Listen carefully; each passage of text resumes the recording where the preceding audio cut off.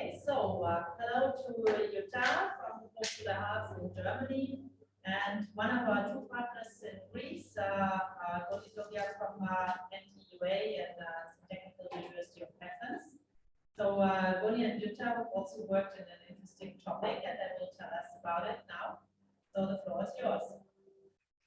Okay, thank you so much. I hope you can hear me well. And can you see my screen? I hope. Yes. You can. So I'm going to give the introduction, and then Goni will jump in and explain things as well. Okay, so hello and welcome. We are IO2. So that is my lovely colleague Goni, and I have been working together for quite a while right now. And our topic was sustainable writing for future engineers. So we all know that there used to be a lot of writing, which is not true any longer. And students don't write that much, not as much as they used to. And engineers don't even write as much as students of other disciplines. And that's why we thought, okay, we need to change that. We need to think about that. And what can we do? And why have we chosen that topic or that title, sustainable writing? So because this should be writing that students not only use for their time at university, but also later in their jobs. We've created a course containing content that engineering students and future engineers really need. We know that there are lots and lots of books about academic writing, thick books of academic writing, also books on presentation and all those things, but you will never be able to manage all chapters of a book. And that's why we put together the things that we and our students, according to needs analysis, really need. And we are going to show you what we have put in a minute. So we thought that the average semester has about 14 weeks, could be 13, could be 15, depending on where you are, where you teach. And what was very important for us was that we have independent units, so that you can choose units according to your schedule, according to the time available, according to what you really need for your students.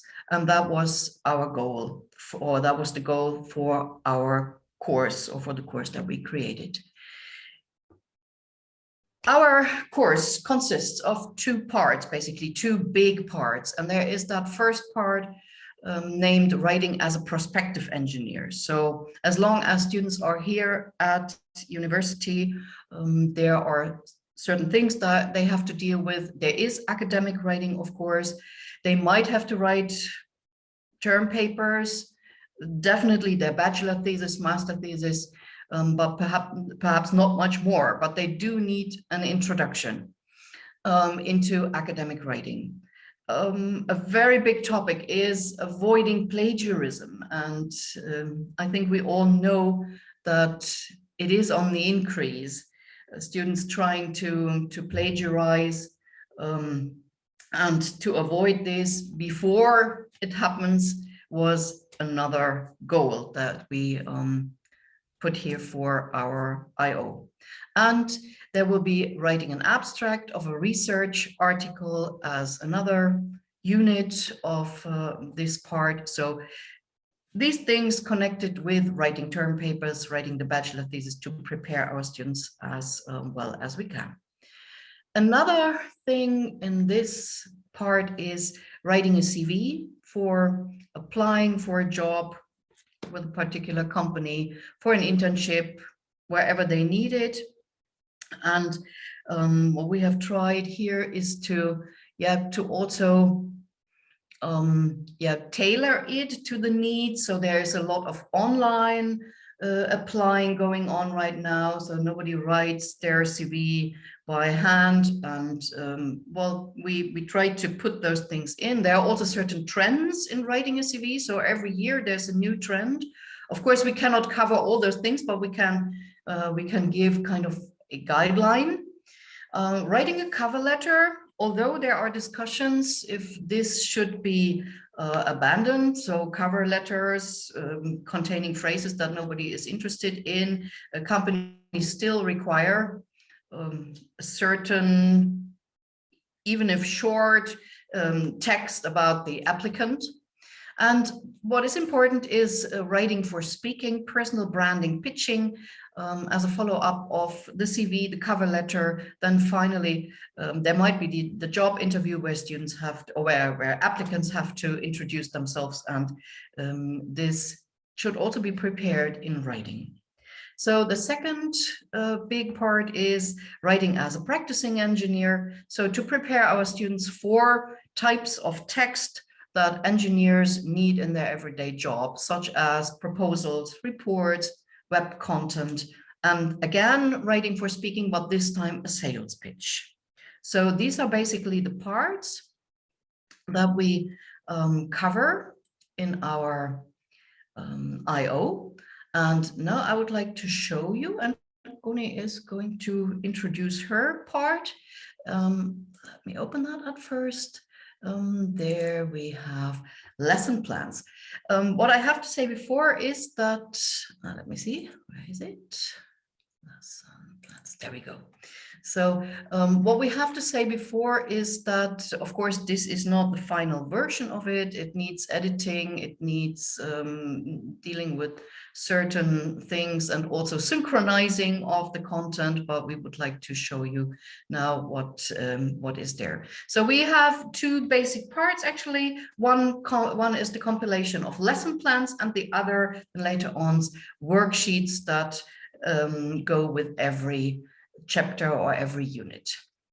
So there's the table of contents again. And well, Huni, if you would like to talk about your part, and you ask me what I should open.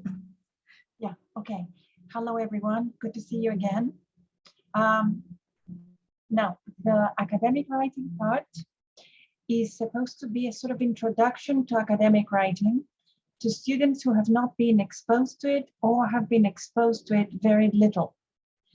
It can be, of course, these are lesson plans and worksheets that can be adapted to the needs of the students depending on the level. In some cases, like in the Avoiding Plagiarism lesson plan, there are some ideas as to how to extend them. There are no ideas in the other ones because the abstract and the introduction are very specialized lesson plans for very specific parts. So the idea is to really extend them and change them depending on the level of the students, but the way they're written. And what we thought right from the start is to address students who are at their sort of bachelor students at this level who are introduced, who know a little bit about academic writing. So the idea is to begin with introducing students to academic writing. So the first, Jutta, if you could go back to the to lesson plan 1. Okay. Which we call first impressions. It's a sort of a code name for us because I don't think it's easy for students to understand, but it's the introduction to academic writing, and the point of this lesson plan is to familiarize students with the main features of academic writing, what it means to them, what writing types they've been exposed to, currently exposed to, what they know about literature review, what they know about any aspects of academic writing, not about plagiarism, because this is a separate lesson plan. So the idea, the first idea is to get students to write right from the beginning.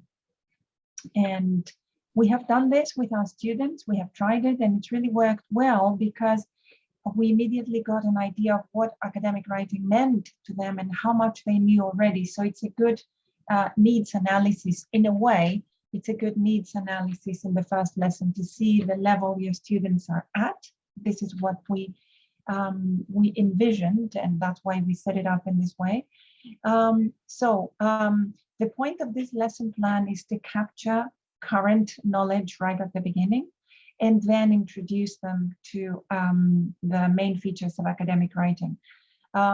So I'm not going to go into a lot of detail for every lesson plan, because it's going to take 3 hours that we don't have. We don't want to spend the rest of the time in this way.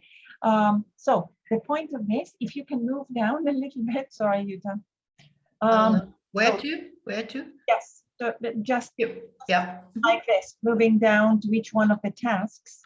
And then they write, then there is peer work, and they exchange material, and they see what other students have done, and so they get some ideas from them. And then the next task is to actually discuss the features of academic writing.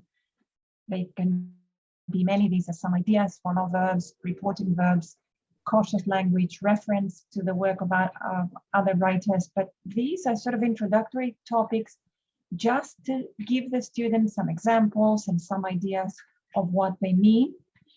And then they are given an academic a text, a very short paragraph, to look at, see if it is academic or not, and then if it is, well, it isn't, they change it, and they write something which is more academic based on the discussion that has preceded this. So this is very much the general idea of this. I mean, it's the way we have thought about this is that this is a framework. A lot of features, this is supposed to take 90 minutes. However, in some groups where students are already familiar with academic writing, teachers can do something very different.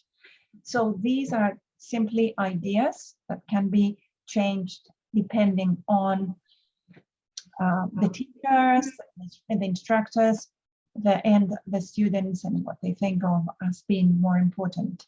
Now, the next lesson plan is plagiarism. My God. Okay, no, I think we need to reorder that. Yeah, it's okay. Plagiarism, let me see. Where was I too fast? So. Yes, I think it's here. Well, as I said, this is not the final document. Yeah. Just a compilation. Introduction. Now I'm totally confused.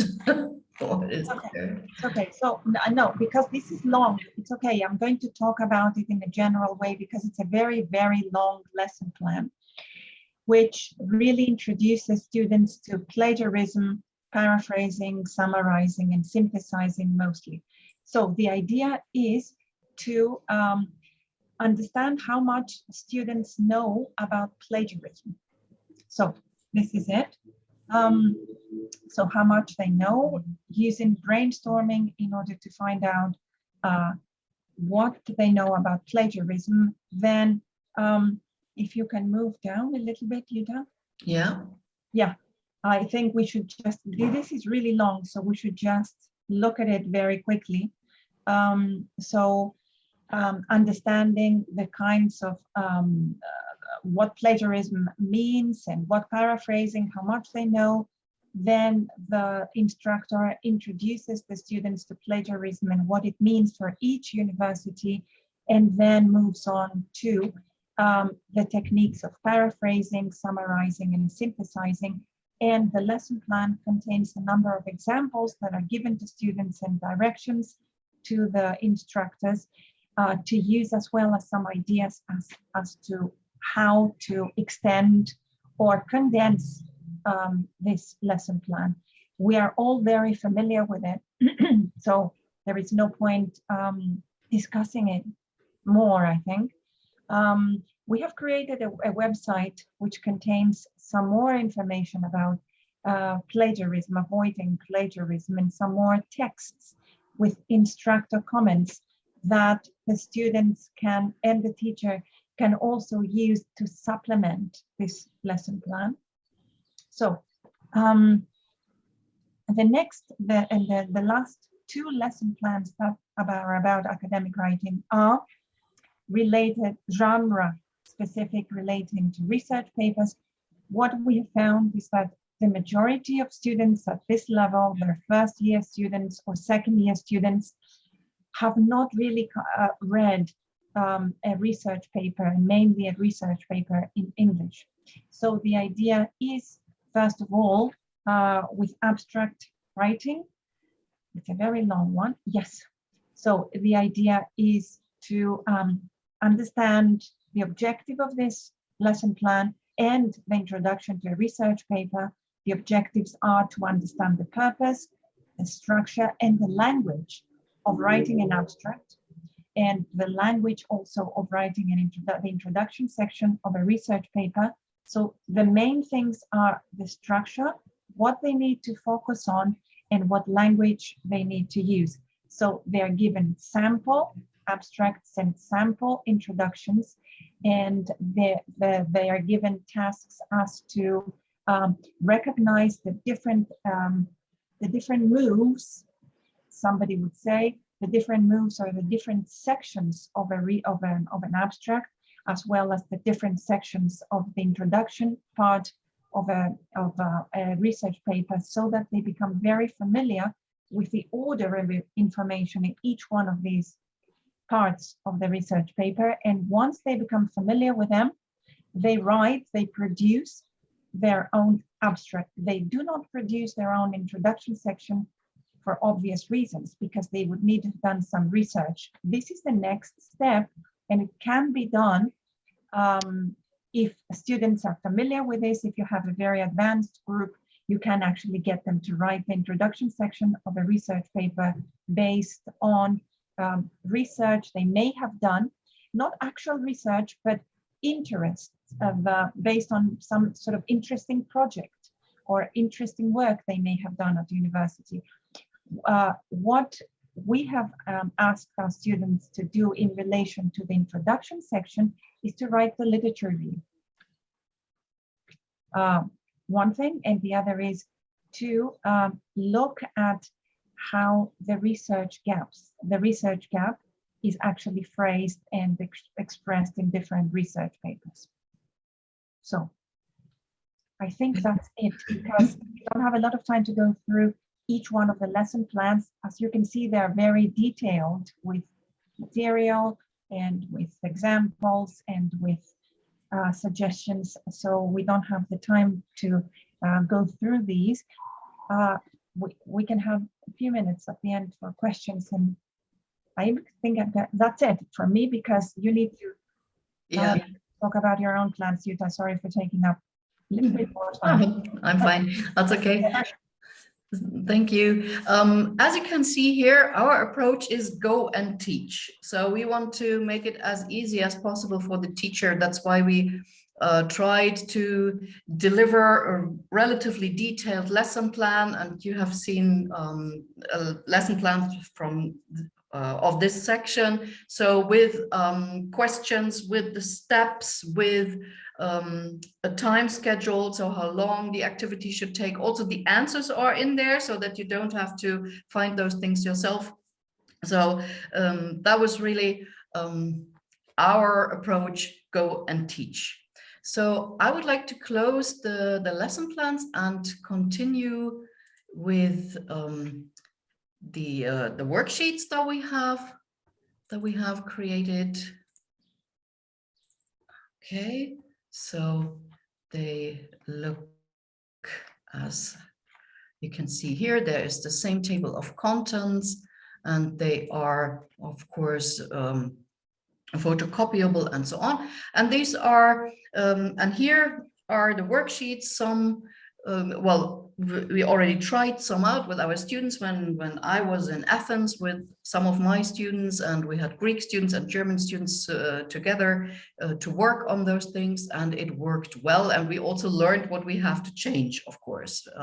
As always, every experienced teacher knows there are things that work and others that don't work, and things that work with one group and not with another. So that is what we wanted to find out and what we actually did and now have to work a little bit on them. There are at the beginning the worksheets for academic writing and so on. And then there are worksheets, of course, for the writing as a practice, as a prospective engineer, writing a CV and writing a cover letter and so on. And I would like to show you something. So well, we have to change that format, of course. There is that pitching lesson, for example, writing for speaking, personal branding and pitching. So we split it into two parts. So first is personal branding and pitching. For example, when you have to pitch yourself and to introduce yourself in a job interview or an interview for an internship, for example. And you can also see how this is structured, a brief self-introduction, for example. So we want to encourage our students to speak, because we all know that future engineers, well, of course, not all of them, but some don't like to speak. They are probably not that outgoing. That's why they are studying engineering. Of course, there are always some who are, but from my experience, I can only say there are some who do not like to speak up or speak to the public, and who really need motivation and encouragement for that. And pitching is something that is also very fashionable in the media. So our students of media, for example, media and informatics, for example, have to do that. They have to pitch their projects, and they have to pitch their portfolio, and they have to pitch themselves. And that is what we ask our students to do. And why is it writing for speaking? Because we ask our students to write the text of a pitch. That is what every good speaker does, actually prepares their speech in writing, and also prepares it and manipulates it for performing it, of course. Right. And there's, of course, information about personal branding and pitching, and there are some, pitches which should be watched online and so on. And what is the second part of writing for speaking is that they know about sound scripting, for example, so that they type their full speech and then go through and do it again, just in different ways, so that they know, okay, when do they have to pause, when do they have to speak up, where do they have to put or what words do they have to put emphasis on. And this is writing for speaking.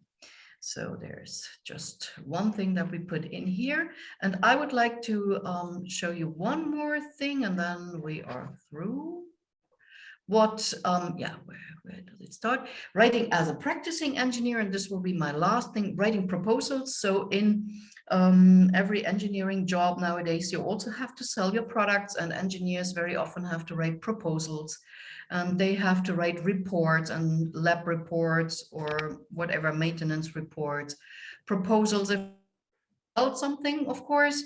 And there are very different approaches, but what we tried here was to use the material of a company from our place here, and for example, and we will use the material for several tasks. This is just one to show you as an example. For example, we ask our students to write a CRM, customer relationship management proposal. So for example, a customer asks to offer them a training for their devices that the company produces, and so they invite their customers to train them, actually, to operate those things themselves. And what we are taking here is authentic material that they should use to write a proposal, for example. And the business partner, our business partner, Emotron, an Indian company, actually, with its headquarters in the European headquarters in Sweden, and a subsidiary here in our little Wernigerode, allowed us to use their material.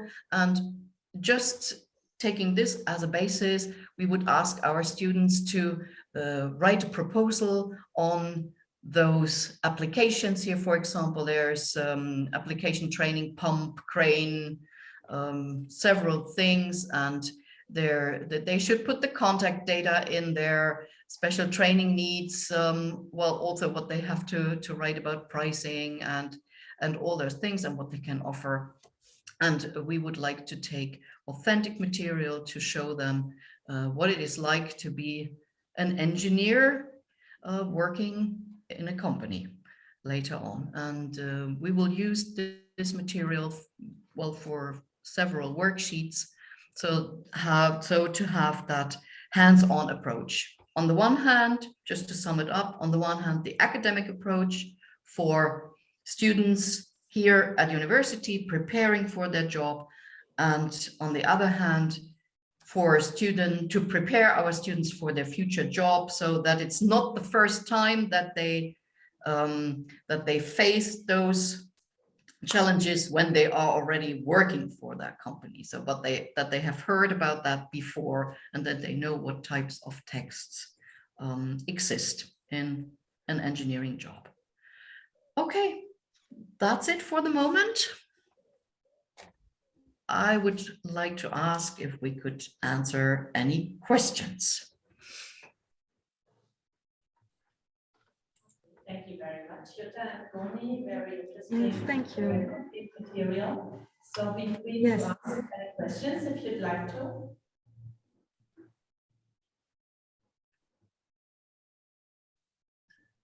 Not yet, but maybe we'll come up with some questions. As you see, that we are here all together as partners for the whole presentations, and tomorrow there will be kind of wrap up at at 11, I think. So if you have questions which come up during the night because you can't sleep thinking about the resources and how to use it, you can also come to the discussion tomorrow after the two presentations. Just let me have a look.